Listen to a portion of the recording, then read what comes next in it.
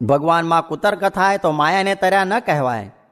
સ્વામિનારાયણ હરે સંવત 1877 કાર્તિક વદી 14ને દિવસ પહોર એક દિવસ ચડતે સ્વામી શ્રી સહજાનંદજી મહારાજ ગામ શ્રી લોયા મધ્યે સુરાભક્તના દરબારમાં વિરાજમાન હતા અને ધોળો સુરવાળ પહેર્યો હતો અને ધોળી છીંટની ડગલી પહેરી હતી અને મસ્તક ઉપર શ્વેત પાગ બાંધી હતી અને પોતાના મુખારવિંદની આગળ પરમહંસ તથા દેશ દેશના હરિભક્તની સભા ભરાઈને બેઠી હતી.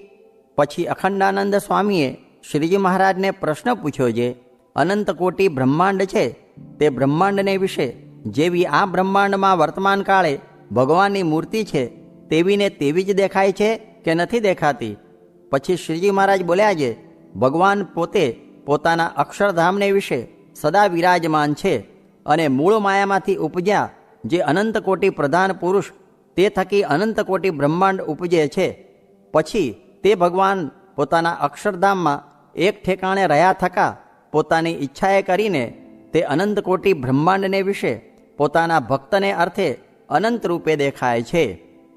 પછી વળી અખંડાનંદ સ્વામીએ પ્રશ્ન પૂછ્યો, છે શ્રી કૃષ્ણ નારાયણ તો સદા મનુષ્યાકૃતિ છે ને તે ભગવાનનું સ્વરૂપ સર્વકાળે સત્ય છે અને તે જ ભગવાન ક્યારેક મત્સ્ય, કચ્છ, વરાહ, નૃસિંહ આદિક અનંત રૂપે કરીને ભાસે છે, તે કેમ સમજવું? અને વળી બ્રહ્માંડ પ્રત્યે કલ્યાણની રીતિ તથા ભગવાનની મૂર્તિ તે એક સરખી છે કે જુદી જુદી છે?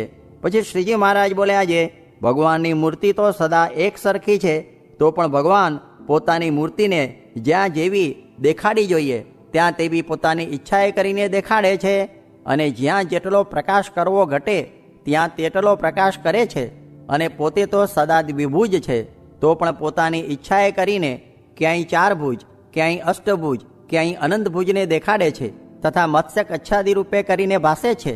એવી રીતે જ્યાં જેવું ઘટે ત્યાં તેવું રૂપ પ્રકાશે છે અને પોતે તો સદા એક રૂપે જ વિરાજમાન રહે છે અને વળી એક ઠેકાણે રહ્યા થકા અનંત કોટી બ્રહ્માંડને વિશે અંતર્યામી રૂપે વ્યાપીને રહે છે.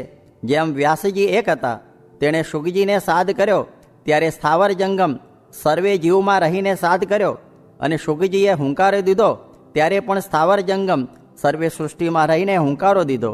એવી રીતે શુકજી જેવા મોટા સિદ્ધ હોય તે પણ જે સર્વ જગતમાં વ્યાપવાને સમર્થ થાય છે તે તો ભગવાનના ભજનના પ્રતાપે કરીને એવી યોગ કળાને પામ્યા છે. તો પોતે ભગવાન પુરુષોત્તમ તે તો યોગેશ્વર છે ને સર્વ યોગ કળાના નિધિ છે.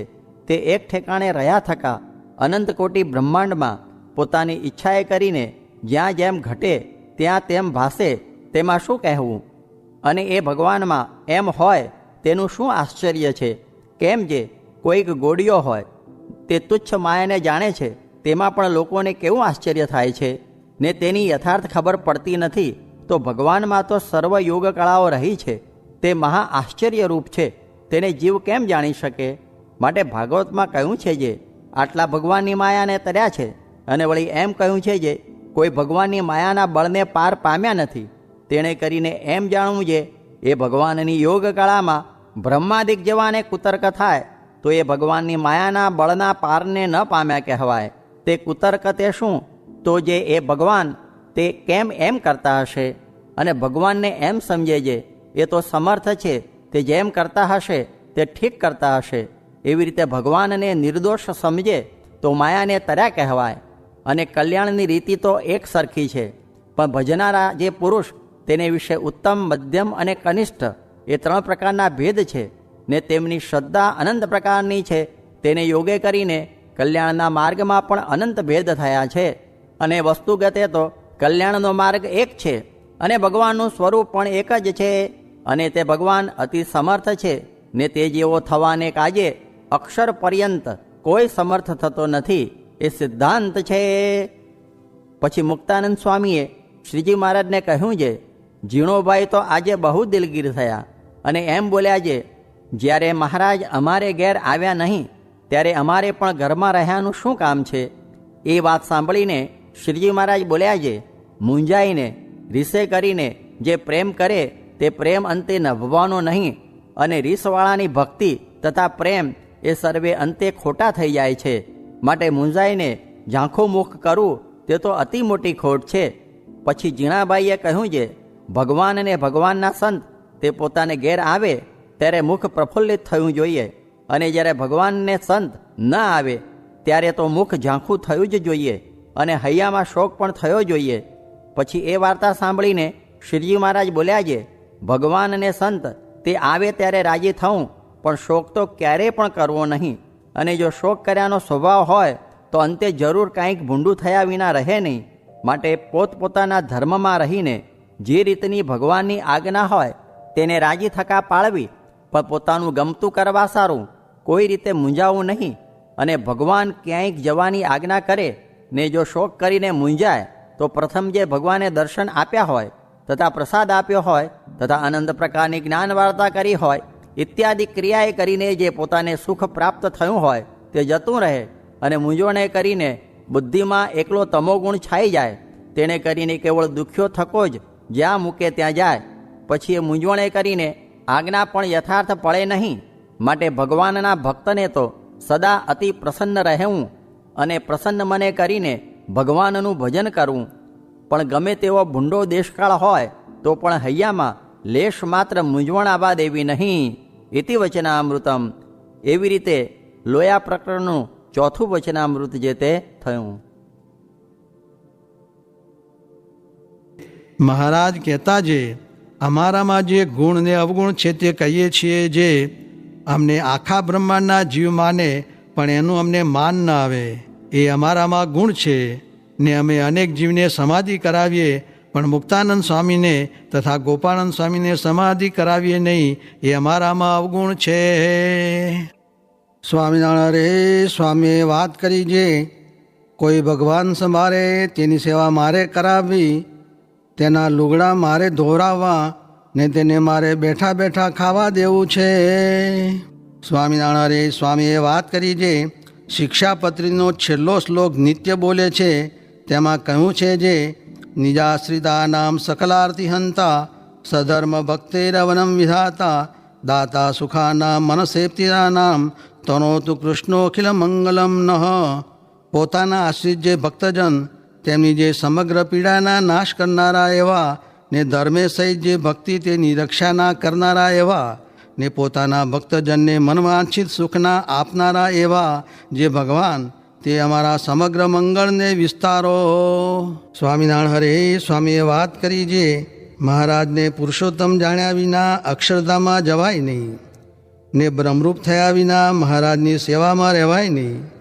ત્યારે શિવલાલે પ્રશ્ન પૂછ્યો છે, પુરુષોત્તમ કેમ જાણવા ને બ્રહ્મરૂપ કેમ થવાય?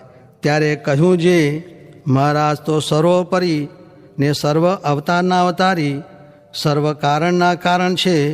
તે ઉપર મધ્યનું 9મું ને છેલ્લાનું 38મું વચનામૃત વંચાવીને કહ્યું જે આજ તો સત્સંગમાં સાધુ, આચાર્ય, મંદિર અને મૂર્તિઓ તે સર્વોપરી છે.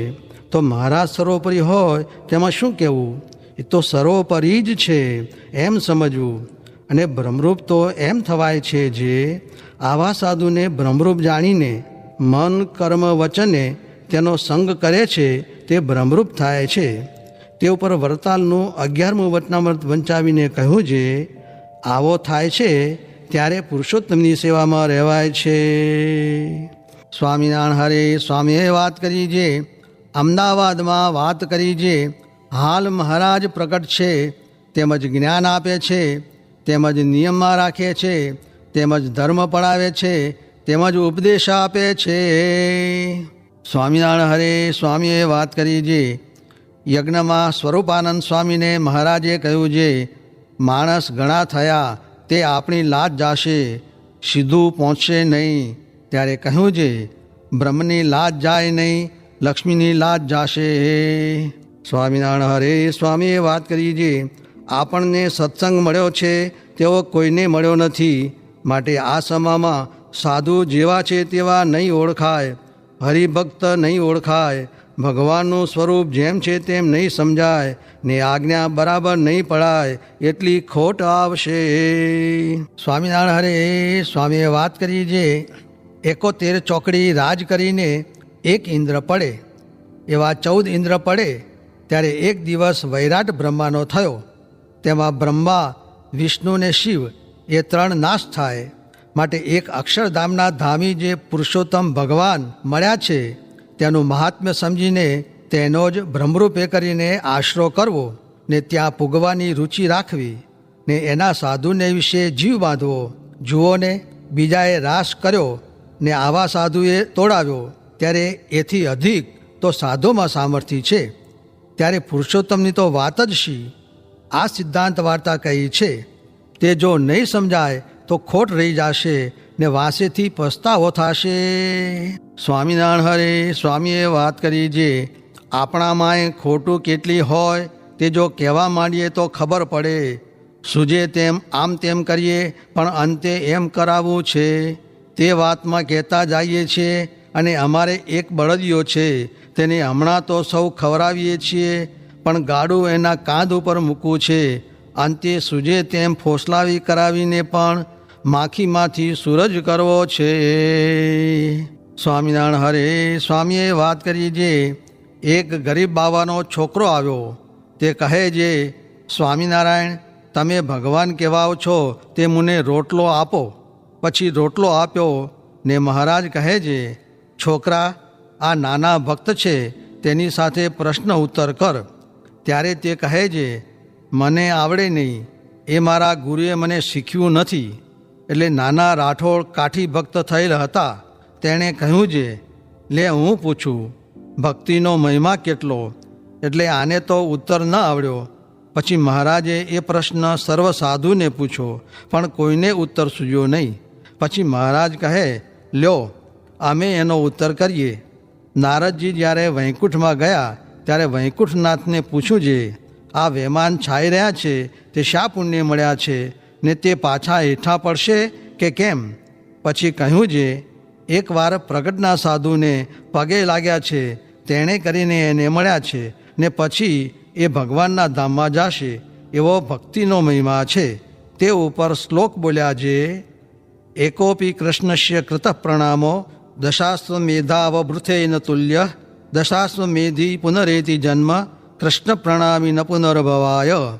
પછી વાતો કરીને કહે કે આ સૌનાથી નિયમ સરસ પાળીએ તો માણસ છક ખાય છે પણ ભગવાનનો મહિમા તો કયો એવો મોટો છે.